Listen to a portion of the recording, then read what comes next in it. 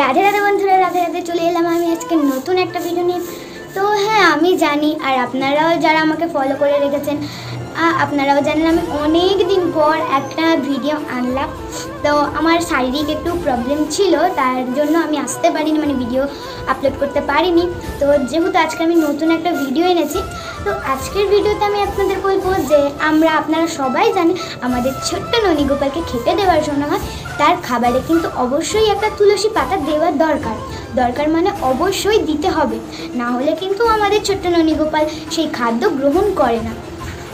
তাই আমি আজকে আপনাদের বলবো যে এই যে তুলসী পাতা আমাদের ননী গোপালের খাবারে দিতে হয়, এই তুলসী পাতা তোলার মন্ত্র আর তুলসী পাতা কিভাবে তুলতে হয়। তো চলো আমি প্রথমেই বলে দিই যে তুলসী পাতা তোলার মন্ত্রটা কী। তো প্রথমেই আমরা তুলসী পাতাকে নমস্কার করব।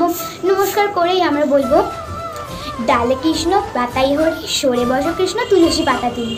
ডালে কৃষ্ণ পাতাই হরি সরে বসো কৃষ্ণ তুলসী পাতা তুলি। ডালে কৃষ্ণ পাতাই হরি সরে বসো কৃষ্ণ তুলসী পাতা তুলি। আমি কবার বললাম আপনারা নিশ্চয়ই কাউন্ট করেছেন, আমি 3 বার বললাম। আর হ্যাঁ, তুলসী পাতা তোলার সময় অবশ্যই 3 বার মন্ত্রটা বলে তুলসী গাছটার নিচে গোড়াটা ধরে হালকা নাড়িয়ে তখন তুলসী গাছকে আবার একবার প্রণাম করে তুলসী পাতা তোলা শুরু করতে হয়। আর তুলসী পাতা তুলতে হয় একদম টেনে ছিঁড়ে নিতে নেই কিন্তু বন্ধুরা। আমরা যখন তুলসী পাতা তুলব তখন তুলসী পাতাটাকে আলতুভাবে ধরে নিচের দিকে আস্তে টান দিতে হয়, তাহলে তুলসী পাতা আপনিই খসে পড়ে।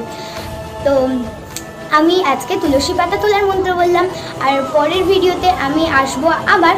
তো তখন আমি বলবো যে তুলসী গাছে আমরা জল দিই, তখন মানে গাছে যে জল দেওয়ার সময় কি মন্ত্র জপ করতে হয় পরের ভিডিওতে আমি সেটাই বলবো। তো আজকের মতো আমি এখানেই বিদায় জানাচ্ছি।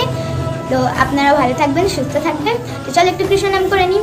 হরে কৃষ্ণ কৃষ্ণ কৃষ্ণ হরে হরে, হরে রাম রাম রাম হরে হরে। জয় নিতাই, জয় গৌর নিতাই, জয়।